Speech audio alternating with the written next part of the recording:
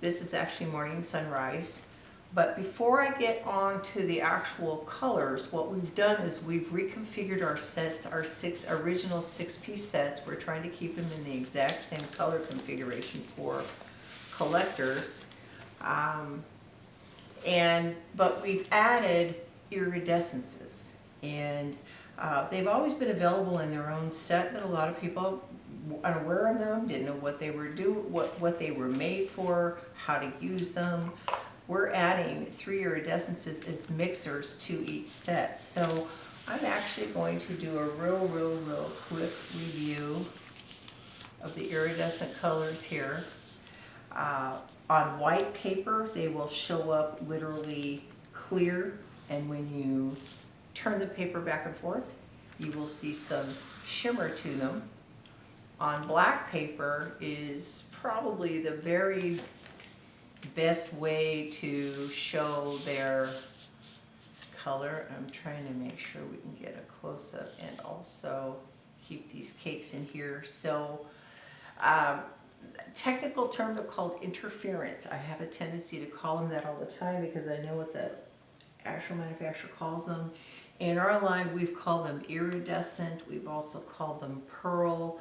It might say blue pearl, and then the description is a blue iridescent. And the difference between these micas and white mica is white mica and gold mica sit on the surface like a hard reflective mirror, and the color underneath doesn't come through.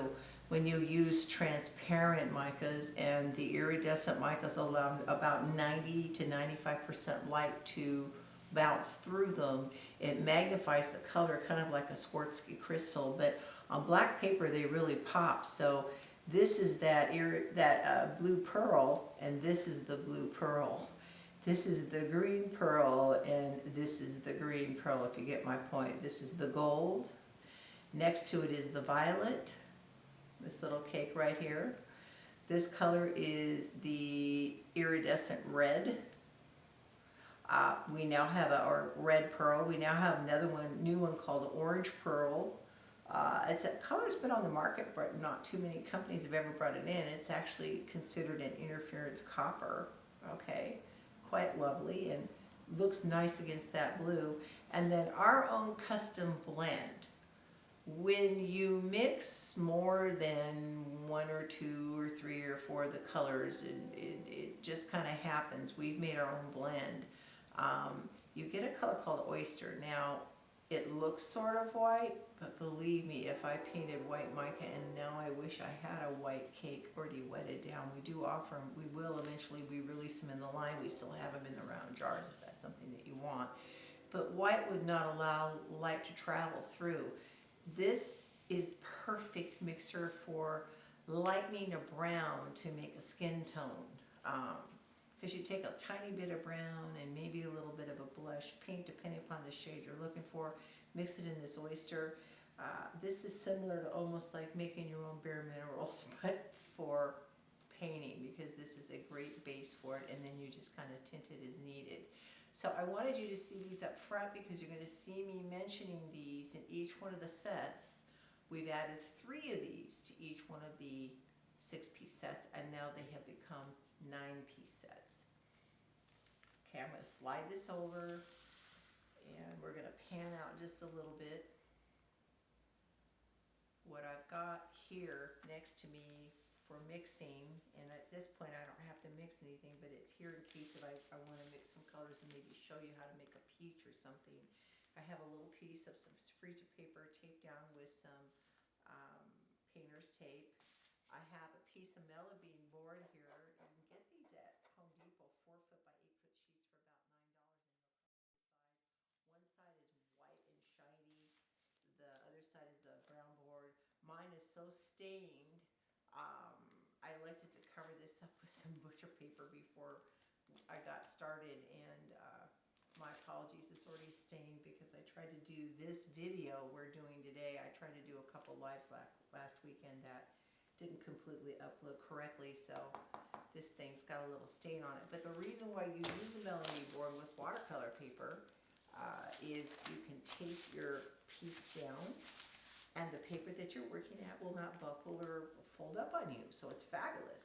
I love it. I have really big pieces of this stuff. I have 11 by 20s. I even have a 36 by 36 that I use for watercolor painting, but for the purpose on the camera, this is a little 12 by 12, and it's great for cards or scrapbook paper. I mean, this is kind of the perfect size.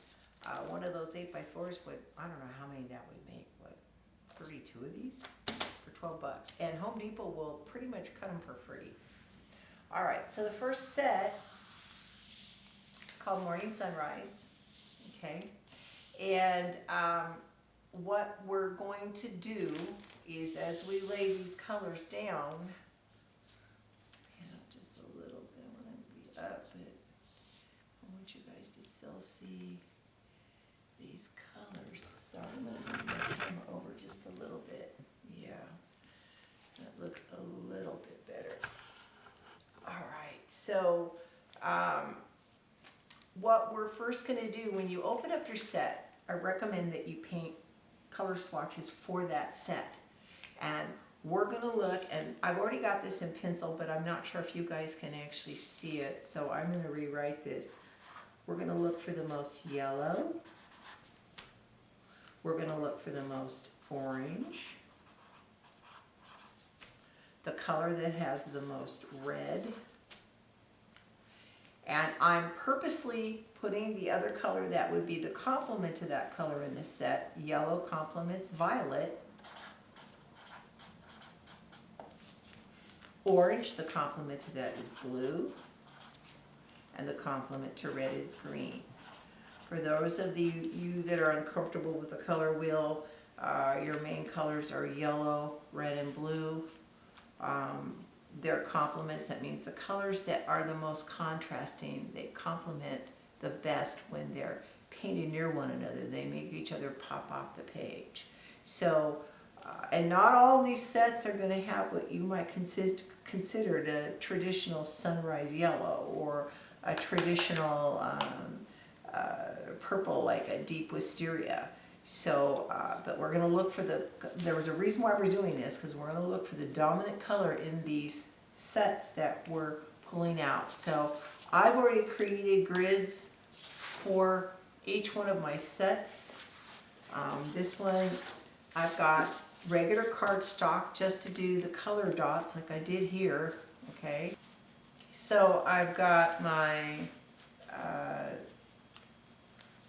the original swatches that I did of these sets because I wanted to test the colors, make sure they look great. I've got my cardstock here. I actually have a piece of watercolor paper here in case I want to start doing like a color chart where I'm placing all my yellows across of these 4 sets that we're doing. So we could also mix some colors. I've got some backup here that we can work with. So I'm going to find the most yellow in this set. Let me pull these off and put them on the freezer paper.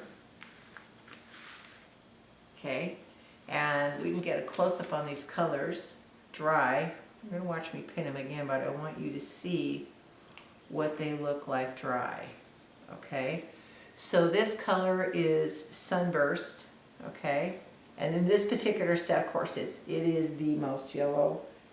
This color is called Gold Dust, and in some areas you might consider that a yellow-orange. We'll learn about two-tone colors in a minute, or in maybe this video, the next video. It depends on how long this video goes, but it fits the orange category for our needs in this particular set to say which has the most orange. This garnet here color is called Garnet. Yes, it has a slightly pink tone. It was the first red that we came out with, and there are more reds. Hot cinnamon is maybe something a traditional red you're looking for. Straight across from that color is Fern. Reminds me of those fresh cut ferns out on the back balcony. This color is Majestic Blue. Absolutely love that color. And our violet in this kit is called Passion. It is a red violet. Really gorgeous red violet, but let's see, I want you to see how they dry, the shimmer that's in them when you're painting them in the concentrated form, okay? And we're going to do them again real quickly on camera. So I've got my Sunburst yellow.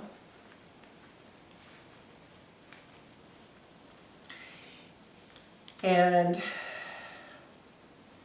you can see, it's that same beautiful, bright yellow. Now, I mentioned the iridescence in the beginning.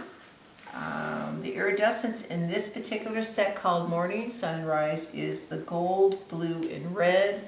So I am going to grab the blue cake. Gold, green, blue, green, gold. I said gold and violet and then red. That way, if we want to make some custom colors after we get these swatches, was the red pearl and the blue pearl. Okay. So the next color is that gold dust. I'm just taking a drop of the concentrated color. I'm not trying to mix them down and make shades right now. I just want you to see what that pure color looks like.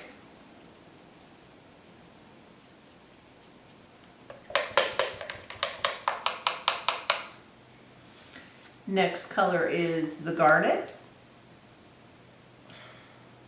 Garnet is a very cool red, more like, not quite as deep as a candied apple, but it's going towards that family of slightly cooler red.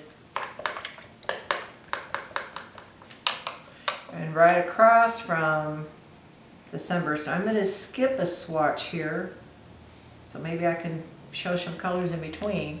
This is that Passion. Now in another set, this has so much red in it. In another set, you might look at this and say, hey, this looks more red. But in this particular set, this has the violet in it. We can tell with how it dried. We can see all the purple in it and how it dried. So we know that that has the most violet in it. It's going to be the most contrasting color to that yellow. Then we've got this gorgeous Majestic blue. I have these cakes a little bit too wet for my taste. That's good. I've got this freezer paper here so I can mix them down, not make a mess. Normally you don't necessarily paint straight out of the cake unless you're going to do a direct color to rubber technique, like you're painting on a rubber stamp for stamping. Some card makers might choose to use that pure red because they want a really concentrated version of it. We know most watercolor artists will wash the colors out and will work on a little watercolor paper and be able to show you how to do that. But I think it's important you guys first just get an orientation of the actual colors that are in the set. And if this was my first week of a class, I tell you to open up the sets and make color charts. Get comfortable with the colors. Start painting with the colors. It's therapeutic to do this. Very therapeutic. Okay, so there's our Fern. Okay, and now we've got some iridescent blue here.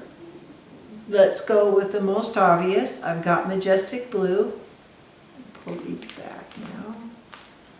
Majestic blue and my blue pearl. Because I want to keep the brush clean, I don't want to have to dip the blue in and then go back and rinse my brush and then come back and dip into this clean product, basically iridescent. I'm going to pull the iridescent out first, how much I think I need. Okay? See if I can get some kind of close-up on this without losing this in the camera here. Okay? So I've got some of that iridescent blue here. Now, to take the excess off, instead of just dip it into the water, just roll your brush, kind of pull it. The freezer paper is going to be the similar surface as a plastic palette. And incidentally, great tip, one of the best palettes you can get for super cheap, and you might even already have, is a deviled egg tray. It's got 12 spots.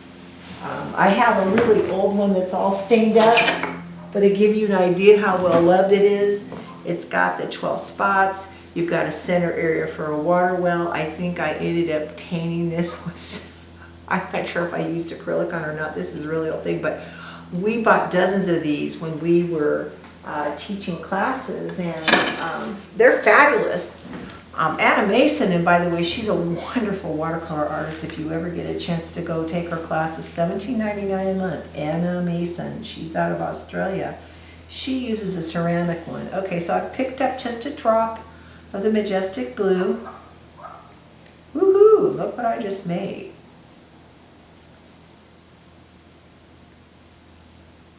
That's very, very different than my original color that I had down.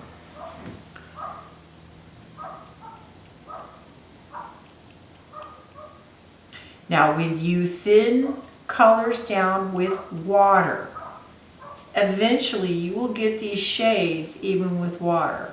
But if you want to keep the iridescent in the paint, if the iridescent is exciting to you, a lot of us love our pearls, okay?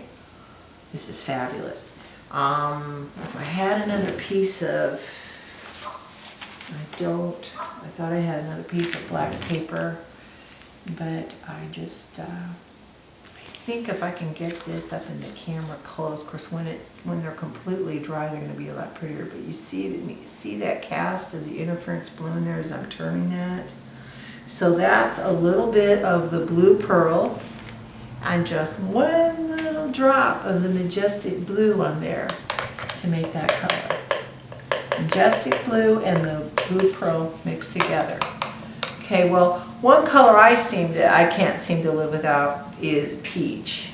Love peach. And it just softens the tones in the skies. Well, peach is typically made by mixing yellow with a little bit of pink. Okay, but I don't know if I'm going to use my red pearl as my base. It's going to be a more warmer, redder peach. I guess would be more of a corally peach. So let's take some of that red pearl.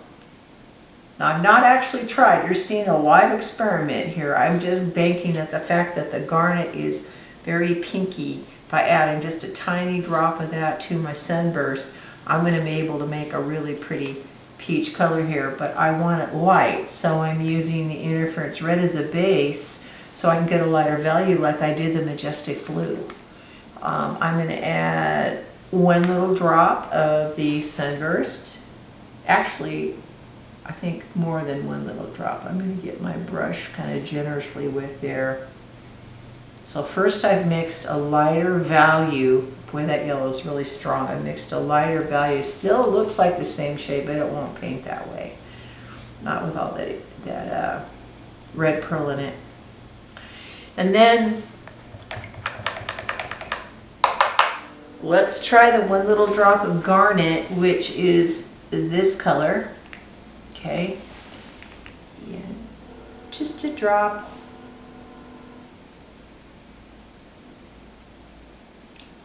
Now that's more corally, as I'd said, because we've got interference red in it, and that's going to definitely change it. But see what happens. We just got a peach, actually pretty peach.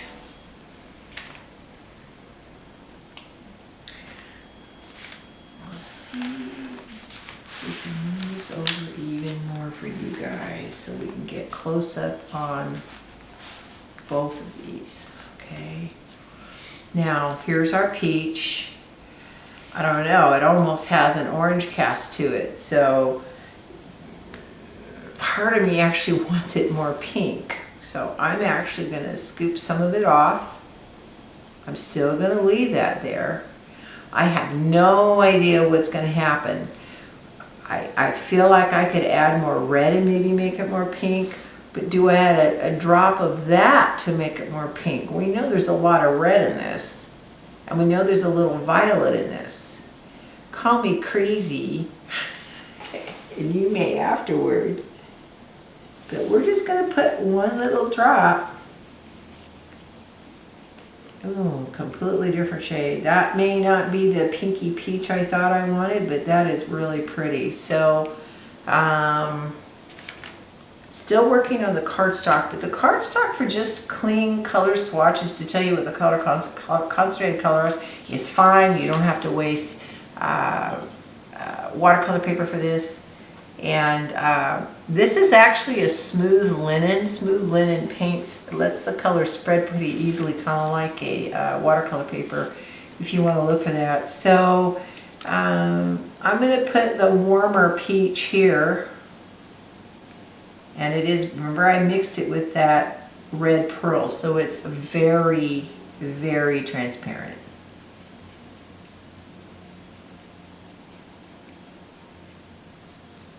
Interesting. And its sister, just so I can see how I transferred here, I see a little bit more yellow in this one. See how you see a little bit more yellow in this? Because this is that color before I added that one drop of the Passion Violet. Not quite a peach, but this is the beginning of almost a skin tone. You could add that oyster color. Hang on, I gotta move my iridescences over here. Remember that iridescent color that I showed in the beginning, the oyster. This oyster mixed with this color would actually make a skin tone. And even though oyster isn't in the set, we're going to do this because I see this. It's happening right before my eyes and I can't not share this with you. So here is some of the oyster. It looks white even though it's not. There's not one drop of white mica in this, okay? And I'm going to pull some of the oyster over here. Hopefully you guys can see what I'm doing.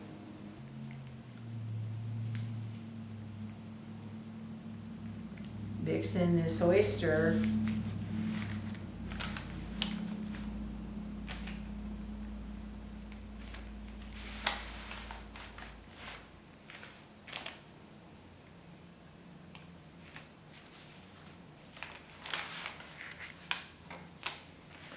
So I'm actually going to mop up this blue because it's kind of in the way. Sorry, I know it feels like I'm wasting paint. Don't mean to waste paint on the camera, guys, but for the sake of the video, and we can keep that same surface clean, this is freezer paper, and I can take a little paper towel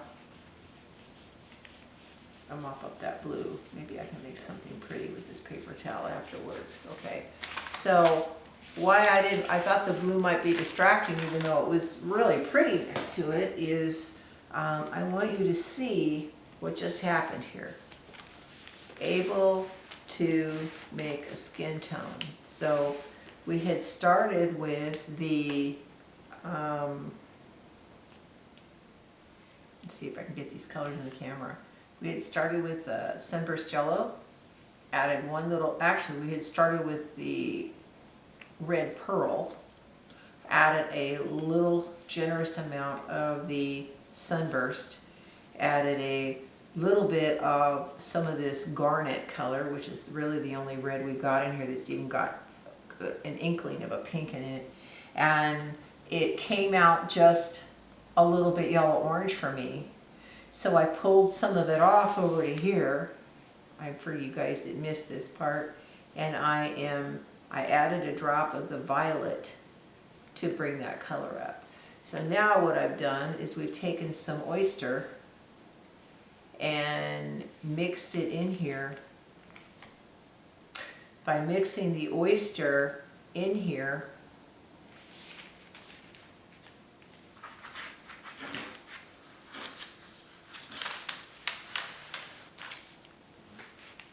by mixing a little oyster with some of this color, you've just made a beautiful skin tone out of this one little set.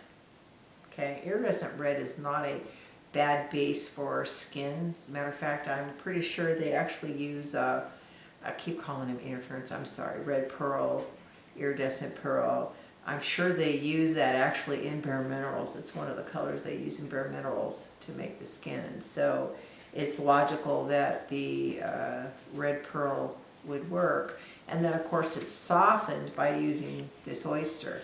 So on our paper here, let's see if I can get this on this board and keep it steady so you can see it.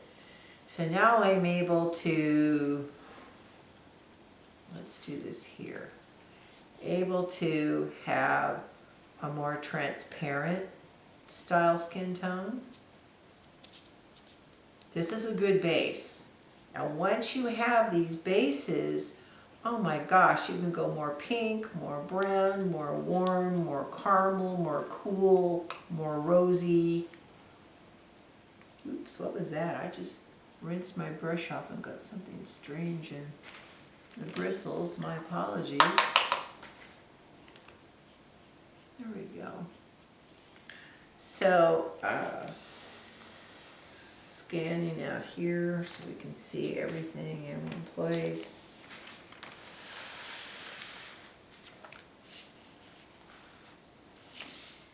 So what else? I've made a peach. I've got a purple.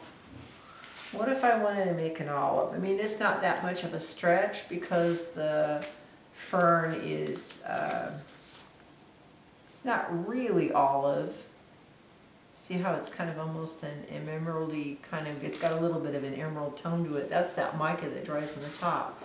And they dried exactly the same thing in way in my original color swatches. I want to make sure you guys saw that they dry the same.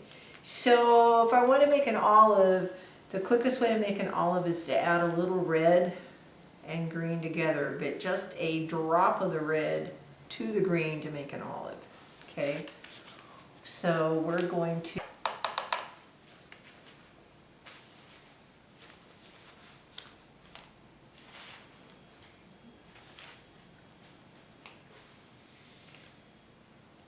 okay, so we want to make an olive green, and to make an olive green, I think I just said that earlier,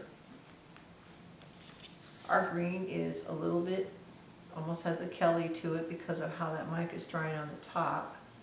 So let's add a drop of the red. You know, this is a pinky red, but normally to make olive, you add a drop of red to your green.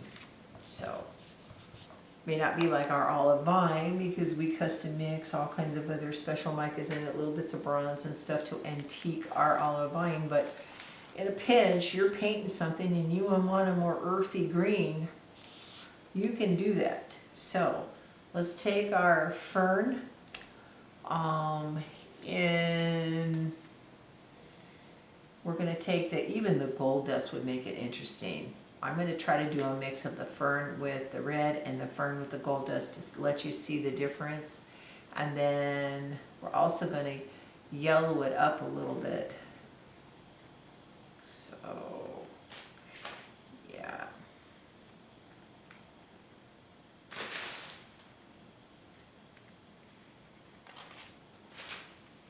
So what we're going to do is we're going to mix a little bit of the fern with the red to make the olive, but I'm also going to try a little bit of this gold dust. You're going to see a different kind of green off of it. Okay, so let's take some of our fern, and I'm actually going to make a couple little spots because I know I'm going to try 2 different colors, and I'm going to actually try a third one where I'm going to add more yellow to it. So I'm going to mix, but you know what I think is third one, I'm going to add some blue to it, go a different direction. Okay, so I'm rolling off the paint of the 3 piles, cleaning my brush. So let's add a little bit, just a drop of the garnet to this. Wow, now that turned it really dark. That garnet's strong, which means I need more green. And this is going to happen. When we say a drop, I mean literally a drop. I'm going to add more green and just try to pull some of this in here.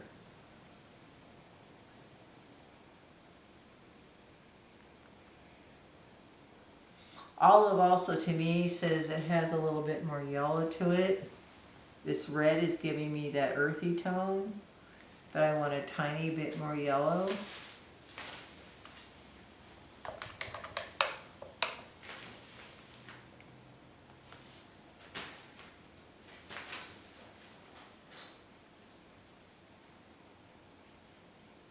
Kind of more of a dirty fern. Dirty fern! But it's not quite that Kelly green on the top. Not really olive, but it does give me more earth.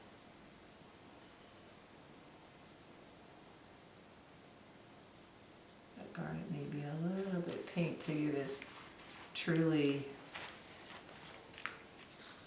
olive, but we're getting some. See how it's starting to turn more olive brown? I mean olive green. Okay, so I'm gonna try it with the gold dust. This gold dust has the ability, but again, we're gonna use a little bit less this time. I don't want to taint that whole thing.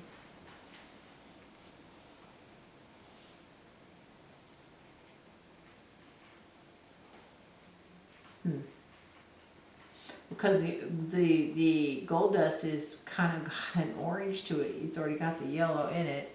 It's not the same. It's a different shade. But still not quite the olive I was hoping for, but would definitely work, okay, to give me some variations in this set. So that is made with a little bit of garnet and a drop of the yellow, and this is just made with the gold dust. I actually kind of like the one made with the gold dust a little bit better. We'll see how it dries. Now, for some grins and giggles, what if I want to cool down my green, add a drop of blue to it, make it more of a deeper foresty green. I might have a little bit too much blue on this brush. Give me a sec.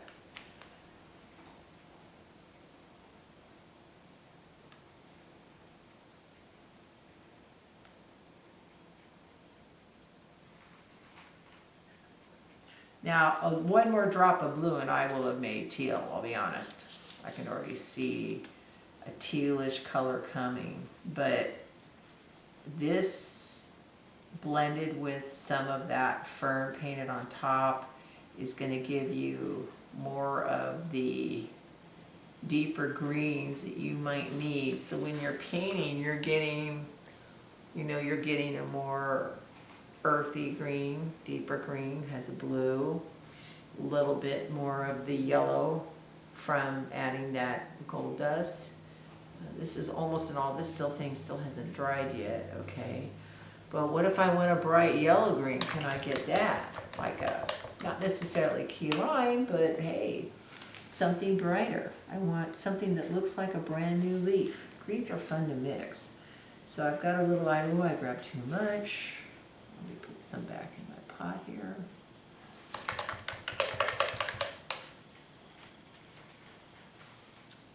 Take some of my Sunburst yellow, and a generous amount. I want it yellow.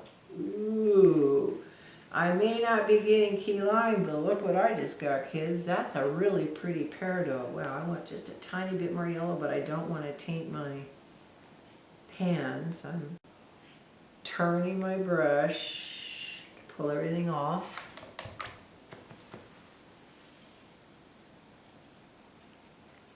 Oh yeah, look at that. That is a beautiful peridot green. Look at that. Oh my God. And that is actually really gorgeous against, because it's got so much limey, yellowy green in it. There's so much yellow in this. Look how pretty it's going to look against this passion color. Sorry, I just have to paint it right next to it. Wow. So that's Sunburst and Fern. Kind of digging that. Sunburst and Fern. Look at that. That's Fern mixed with the Sunburst yellow, and boy did that give me a really, really, really pretty lime green. So to recap, this is Fern, Fern with a little bit of the garnet and a dab of the yellow. This is with the gold dust. This is Fern mixed with a tiny bit of the Majestic blue. And this is the Fern mixed with a generous amount of the Sunburst yellow. And we got a really nice key lime look, okay? Not a bad start to playing with set number 1. This is Morning Sunrise, okay? Morning Sunrise set. The inserts are the only things left that we're having them printed and cut on Monday, and we'll be able to start wrapping these sets up on Tuesday and start shipping them Wednesday and Thursday. So, I'm kind of liking these peaches that I'm getting here.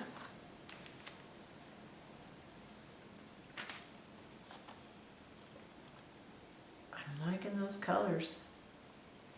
And then again, this is just a great base for the beginning of the skin tone. Like I said, you can go as translucent like this, because there are some newborn babies that are just as that translucent, that you just tint with a little more yellow, a little more blue, a little more red, depending upon the skin shade. But I'm sure liking those peaches that we got out of there. Okay,